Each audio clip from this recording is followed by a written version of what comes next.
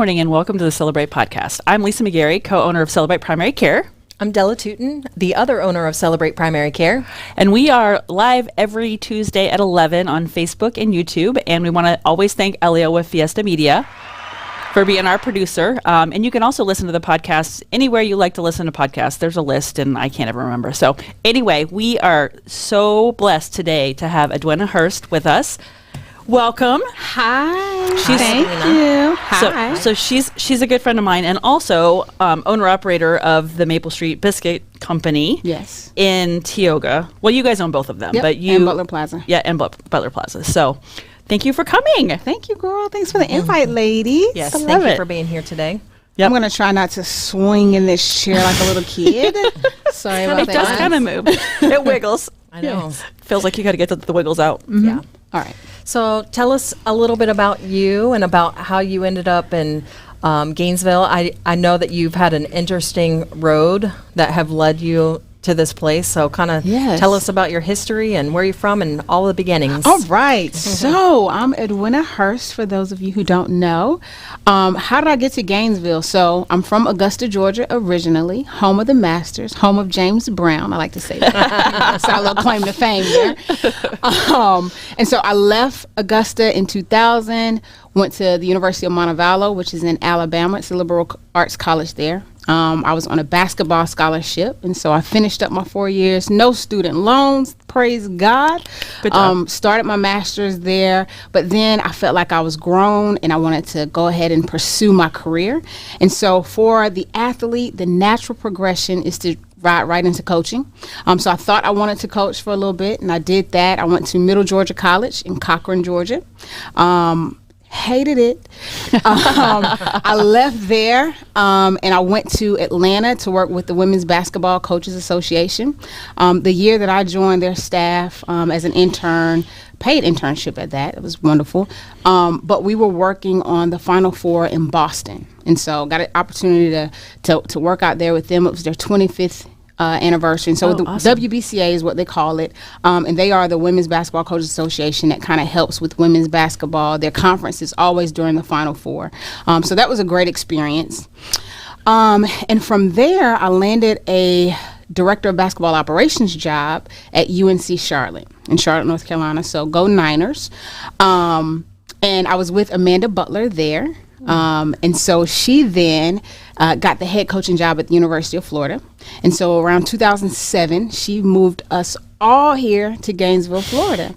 It was a little bit of a culture shock moving from Charlotte to Gainesville. And I was looking like, Amanda, where did you bring us? In this middle of the swamp, what is this? But it was great. We moved, I think it was about 6 of us that moved here. We were living at the Residence Inn on 13th Street. It is now converted into like a UF residence or something like that. Yeah. But it was horrible. Raggedy at the time. I think it's a rehab center now. Yeah, it's like a psych addiction rehab or something. Yeah. Yeah. So we were there probably about 2 months. All crashing together. Florida paid for it, so who am I to complain, right? And then, so we parted our ways from the Residence Inn. Some people bought houses. Me and this guy, David Lowry, one of the other coaches, moved in together out in Jonesville. And I stayed with him for a little bit. On that staff, I was the video coordinator. So she actually created a position. I was the first salaried video coordinator for women's basketball at the University of Florida. Cool. So, I mean, I'm down in the history books, you know. Go doing it. But it was a fun role. In that role, I had to teach myself everything I knew about video at the time because it was a new position at the school, but also for me. But it was just a great opportunity. And so not only did I do video, like highlight videos, scouting, I also handled our alumni. So I know was able to build a lot of relationships with women's basketball alumni at UF. I was over our community service. I had an academic team with some of our players. So it was a good little role, kind of utility player, I guess. And I did that for 5 years. And then I left that athletic career to answer a call in ministry. And so in 2012, I got married, And I also decided that the family that I envisioned, I couldn't travel to do that. And so with women's basketball, we were on the road in the air probably about twice a week. And so that was hard dating. So I knew getting married, that was going to be a challenge. And so my pastor at the time asked if I would be interested in joining his staff at the church. I was not excited about that at all. I knew I had felt a call into it, but I mean, you're at the University of Florida, you kind of prestige in this little town. Yeah, a little status, Nike account on private flights. You're like, and to go work at a church, I was like, no way. But that took all of 2 months of my husband, boyfriend at the time, and my pastor convincing me that this would be a good step. And so I left that career and answered the call in ministry. Did that for 6 years. And then my wonderful husband decided that he wanted to franchise some restaurants. And so that meant it was a good time for me to step away from ministry to be able to support him, and that being my new ministry. And so that's how I got to Maple Street Biscuit Company in Tioga. A little push and a nudge from my husband to kind of come help him. And we're excited because he's going to be on that show in like 3 weeks or 4 weeks. I don't know. We're excited to have He's excited, honey. This is his element. He loves talking and being on somebody's television. I love it. Yeah. Oh my gosh. That's great. Here we are. That's awesome. So tell us a little bit about your career in the restaurant industry. How has that been? That's a whole Girl, different. it's a whole ministry nother is- world. I mean, basketball. Look at my man on that TV. Oh, Okay. there you Thanks, brother. go. Yeah. So yeah, it was a big learning curve. The things that were transferable for me, though, just leadership, teaching. I think that I'm naturally gifted to teach, and so being able to teach a staff and be a leader in that And mentoring them. And I mean, really, yeah. Paige feels that. So she does. So my oldest daughter works at Maple Street and loves it so much, and so she's so happy to be back. But That's good. she loves I'm you so so- much. You're doing something right, girl. She had to come back. Thank She's you, like, girl. Honey, I'm blushing. Okay.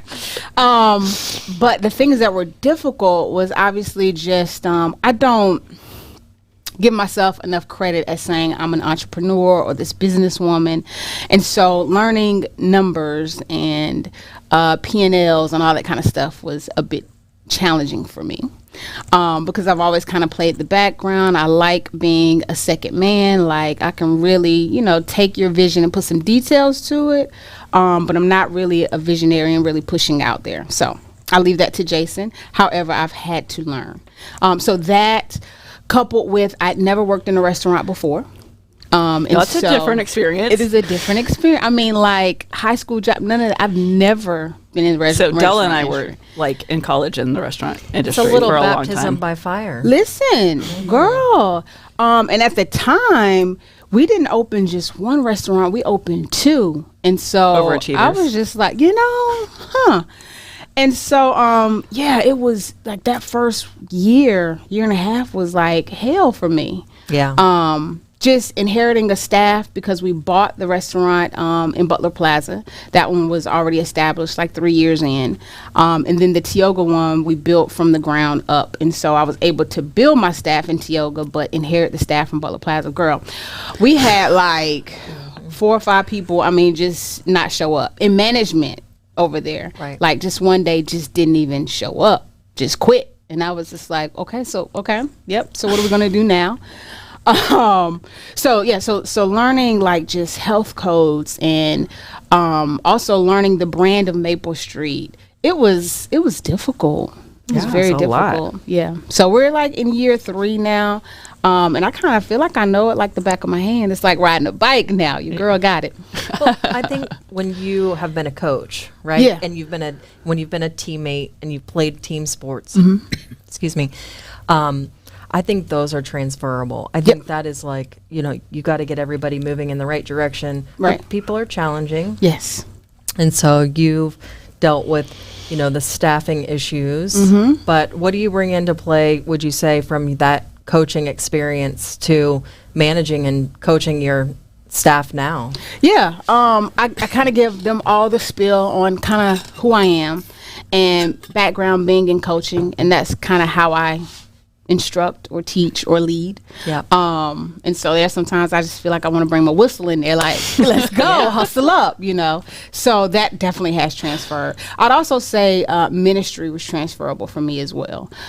Maple Street was founded by some Christian leaders in Jacksonville. And so their heart is to help people serve others, be a part of the community, creating connections and interactions. And so, you know, I wasn't doing ministry in the walls of the church any longer, but I have been able to, you know, meet so many different guests that come through, and I can have those God conversations whenever I feel like it. I can remember being at the University of Florida, and I would put, you know, how we have our emails and our tags at the end of it, your name, but you also may have a great quote, or I remember how I had scripture, and the UAA is who I worked for, and I can remember like one of the athletic directors going to my head coach and saying, hey, Edwina has this scripture at the bottom of her email. I need you to get her to take that down. And I was like, so offended by that. Like, what is wrong with the scripture? I mean, I don't understand. Yeah. And so now I don't have to worry about that. If I want to say Jesus, Jesus, Jesus all day long, I can. Did they make you take it down? They did. What? They did. It's all this inclusivity stuff. Wow. But yeah, so that's a part of the joy of being a business owner, and just the business that we have. And so, you know, yeah, ministry has been a big thing for me that I've been able to bring with me, as well as the coaching and those different aspects of teamwork, leadership. Yeah. So I want to talk about during COVID, how you guys served the community in such a crazy time. Yeah. So tell everybody, because not everybody knows how cool that was. Yeah, it was. So COVID happened. I will say we never had to quote unquote close the doors of Maple Street. We just had to pivot. Is the word. I never hear pivot again. You know what I'm saying? Yeah. But it was really cool. Like, it's, you know, being in the restaurant industry, to close your doors would kill a business. And so we were able to leverage relationships with our vendors. And so during that time, we sold toilet paper, paper towels, hand sanitizer. I know what you had. I was there all the time. Coffee. I know. It felt like I Am Legend. Like, it was so dead in Tioga, but Lisa was there every morning getting her coffee outside, talking to me while I was slinging grapes, oranges, apples. If the apocalypse comes, Lisa will be there. Listen, I love it. I love it. It was so lonely. It was so lonely. Yeah, I was with you, girl. Thank you. And so, so we had frozen meat, vegetables, produce. I mean, people could come get steaks. They could get frozen a real shit. market. A real market. We were the neighborhood market. Bottles of water. And so people would drive through, pop the trunk, and they could order online or place a phone call. And we had cases of water, packs of toilet paper. I saw more toilet paper during that time than biscuits, okay? Where'd you where'd you find toilet paper? Hey, listen, now I can't tell you the plug. Okay. So funny. But yeah, no, so we would just use our vendors. Yeah. We had, you know, all of our Maple Streets turned into that. And so they were able to get some good prices. You know, at one point, prices for hand sanitizer were ridiculous. But we was able to. Did you guys have gloves too? We had gloves. I remember. I'm still using Dawn dish detergent. Soap. Yep, I remember that. Yep. Yeah, Dawn dish detergent. I mean, if you needed it, we had it. Yeah. And then we also went to. That was the first year we did basket dinners. Yep. And so we did the Easter dinner. I think it was Christmas or Thanksgiving.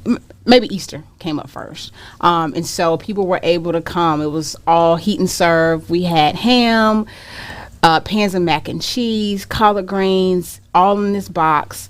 And it was definitely a relief, I think, for our community, because everybody was just trying to figure it out. Yeah. It's weird. Floundering around, all of us. That's it. So being able to be there spoke volumes, I think, to our community, and we earned a lot of respect and repeat guests from that.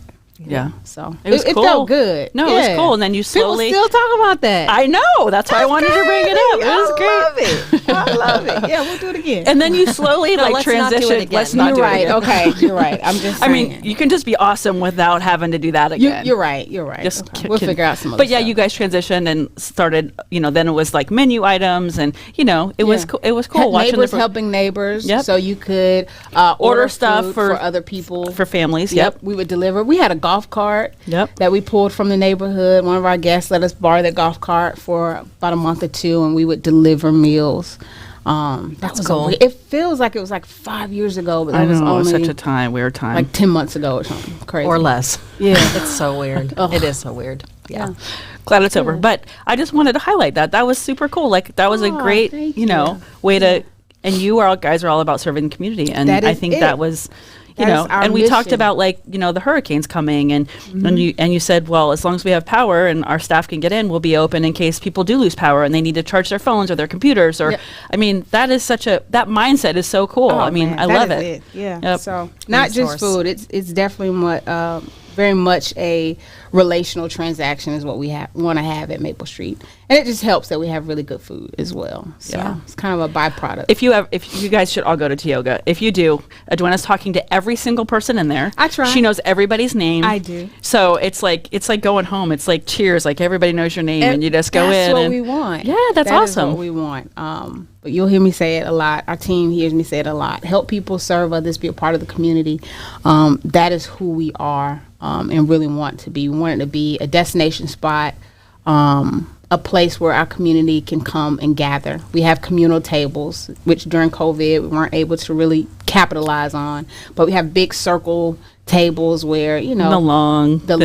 Yeah, It's the we Church want of families to Maple come Street. in. Listen, You've listen. recreated your own ministry in your own way through food. Marketplace ministry. Yeah, of course. That Yeah. sounds perfect. Have you started that already? I mean, Is that an LLC? What do you got? Right. No, it's awesome. So tell I us think about your. Jason's probably making notes over there. He's like, oh, Mark. Now that's another thing. You know, That's how he works. But your family. So your mom's here. Love my her. mom is here. I know. She just How's had she a knee doing? replacement. She out moving she's more? doing I hope good. so. Yeah, she is. She's Good. off her cane, off her walker. She is really getting moving. We have a home health physical therapist that comes in. Yeah. So that's been good. She's been able to move in her own environment. Yep. And they are very proud of her progress. I'm very proud of her too. I know. Yep. Yeah, so it's been good. Yeah. And good. you baby Jason Grown Jason. and Josiah. Yes. So- So Jason is a girl, for those of you who don't know, named she after is. her father. She's so cute. And then Josiah. So Jason is 4, Josiah is 12. Yep. And they both are running the house. That's not true. She is running the house. Yeah, I think she's kind of done that since she could talk, right? Yes. Yes. cute. She was talking She's before so she cute. was walking. Yep. The other day, she had some mess on the floor, and I was like, girl, come get your stuff. I call her sis. I call her little sis. Little sis, come get your stuff off the floor. You do not have a maid here. And she was like, you are my maid because I'm the queen. Wow. And I didn't have a real good comeback besides, girl, you better go before I spank you. Spanking is like my best comeback And then that's the all you got. motivator. sometimes. You're right. Yeah, because she looks at me like, sis, I come was on. like, yeah. Does she exactly. call you sis back? No, she calls me mommy. She kind of knows her boundaries. Yeah, that's good. yeah. Barely though. She'll push She him. push. That girl will push. She pushes. yeah. Yeah. She's great. So anyway, it's a great family. Love you guys. So happy that we're friends. That family life work balance thing Yeah. never really balances, but Well, Yeah. you got to make it work. I mean, right? we That's make life. it work. And I Yeah. have a really good partner in Jason. Yeah. Like he's been good. So he takes the kids to school because most days I am in the restaurant by 6 a.m. If we have an early morning catering, because we are breakfast, brunch, lunch, and we do cater. Yes. For UF, right? You guys do a We lot of UF catering. Yeah, football. Yeah, then they can eat. Women's basketball, they can eat. And some of the colleges there will also hit us up. The veterinarian school. So yeah, we'd love to cater any event. But if if I'm doing that early, I'm there by 4 a.m. or sometimes 3:30 a.m. And I am so grateful for their dad because school every morning, and he also pick up And now that LeBron James, aka my mom, is down, we're missing one of our players because she normally takes him to the extracurricular stuff. Jason has stepped up, and he is at gymnastics. He is at swim class, and so that is really important. It's a dad taxi. Yeah. So I commend single parents, whether it be a single mom or a single dad. I don't know how they do it. No, it's a lot. And so I'm grateful. They have to have a team of people that help. I think those kids grow up quick. You know, they have to get it together and you're right.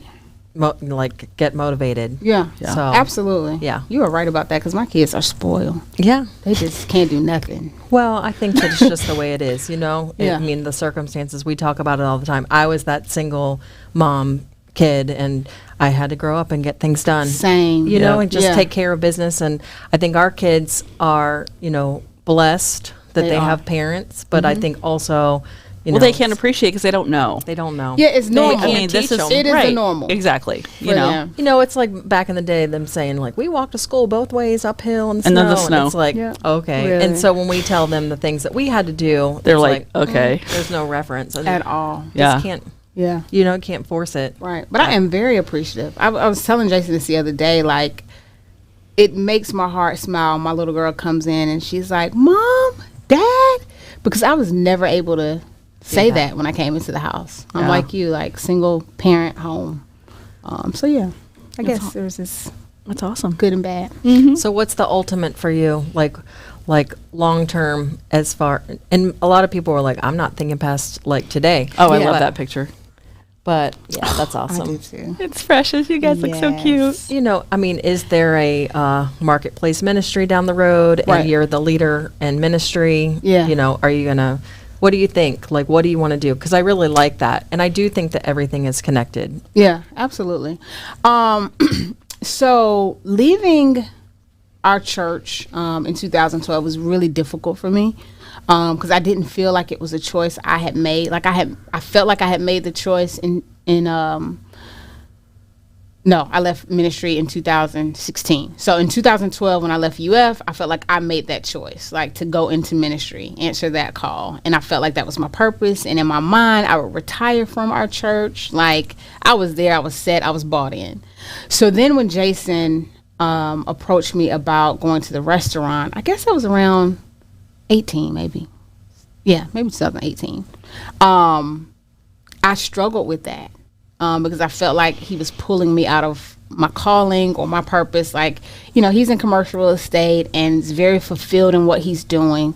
And I felt fulfilled in ministry. And so now I'm working in restaurants. And yeah, I don't think I've completely feel like this is my thing, you know? Yeah. But you do it so well. Yeah, absolutely. I mean, I am graced for it. I will say that. I think that it may be, I don't know, it may be something like a mental thing that I just gotta connect with and because you're impacting those students that are your employees. Girl, I'm telling you, you are for real. And then when people come in and you know their name, I mean that impacts people. It makes them feel super special. So you're right. I know it's a different kind of ministry, but I think you're killing it. I think so too, girl. Good. So we are talking about opening more. Yeah. And so there is a higher level to that's needed because like I mentioned, Jason has his own career and that is what is keeping our family afloat at the moment because in restaurants, I mean, it's a very small margin on that. And so, you know, I want people to know like our restaurants are doing well, but we are not by any means rich by those. Yeah, right? but and no matter what, like you just said, like restaurants are a thin margin, grocery stores are a thin margin, any of those like retail, it is thin margins. So we are in it because we love Gainesville. We love our community. I love the people that are there, and I love being able to employ Pages or anyone else in the community that needs jobs. Like that is our heart for it. So it's not driven by a financial gain by any means. Yeah. Very much service, and that's who we are. And so with that, there's a higher level to it where I want to get his mind focused solely on real estate and what he thrives in. And so me being able to kind of take that business role, being more of a general manager, to say the least, and handling the business of Maple Street, I think is the higher calling in that regard. And then outside of that, I love to do, I feel like there are books within me. I feel like there is maybe a podcast there. Yeah. Ellie, I'll hook you up. Hey. So You're speaking his language now. Come on. So I think ministry in that regard. I can't say that going back to the church is the thing for me either, because there is much freedom in being able to be a marketplace minister, and not just stuck in the walls. Because now that I think about it, outside of it, like I was going to work with other Christians and not really having an impact on other people in the world that may not a little less take on to less that. opportunity because you're in the four walls, and this is a lot of opportunity. Exactly, a lot of opportunity. You've said that now share. a couple of times, marketplace ministry. I'm just saying. Hey, listen now. So I think, sometimes when you are in your 9 to 5, or for me 6 to 3, it's hard to think outside of that. And be creative and dream, because it's such a day-to-day. You're doing. It's a lot of doing. And so I think once my time gets freed up a little bit more, I can figure out, like, okay, God, really, what does this look like for me? Yep. Awesome. So it's so many possibilities out there. That's awesome. Excited about that. Well, we appreciate you being here today. I think thanks I for always try coming to on. think of a health tip, and I think the health tip that I have is, like, there's so much discombobulation through all of this crazy time, right? Mm-hmm. So you mentioned a lot about, like, looking inward and figuring out, like, what am I supposed to be doing and connecting to, your what and why. Yeah. And I think that that's what people need to try to do is, continuously reconnect to that. Yeah. And it helps you recenter. And I That's think it. a lot of people are off center. Mm-hmm. And so, thank you for being here in this No, community thank and doing what you you. do, because it is so important. And Yeah. we just, love you and love your business and your family. So thank you. And I love you guys too. My family is a part of Celebrate Primary Care, and it's been a blessing. Shout out to Jen. Yay! I know Jen's awesome. We're trying to get her to come on, so one day. She is awesome. She texts, she emails. Our family feels very cared for. So Yeah. thank you guys for what you do. Thank you. Awesome. Well, thank you. So, thanks everyone for being with us today, and we will see you next Tuesday live at 11 on YouTube and Facebook. And again, Elio, thank you. We'll see you guys next week. Bye.